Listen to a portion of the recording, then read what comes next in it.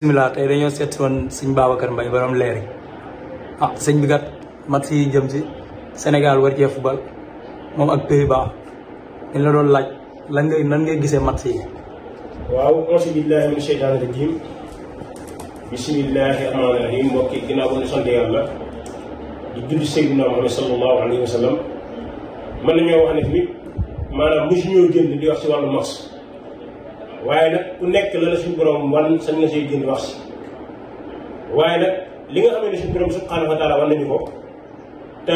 daa am leneen loo xam ne fi dama ko bëgg a jàllale nga xam ne chaque match incha allah rabbi daa ñuy jox ne résultat yi leer nañ incha allah rabbi bu soobee suñu borom subhanahu wa taala Sénégal bépp sëriñ boo xam ne dangaa taxaw ne Sénégal lu génn waxoo dëgg waaw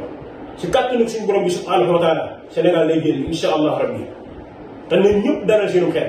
te xam ne Sénégal dana génn saa bu ñu demaatee si yeneen max tamit incha allah rabbi comme nii laay génn waxee waat comme ni ma ko waxee waatee nii waaye nag di leen di gën a conseillé nag ñu gën a góorgóorlu gën a jaajuwaat te xam ne maanaam dana metti lool nag waaw dana tax lool waaye nag gën leen a góorgóorlu nag gën a jaay te xam ne maanaam incha allah rabbi danañ jaayantee yéen dinañ leen jàppale si saa yi ak si bët yi waaye génn moom dana ko def bépp sëriñ boo xam ne dafa génn ne Sénégal di génn wax dëgg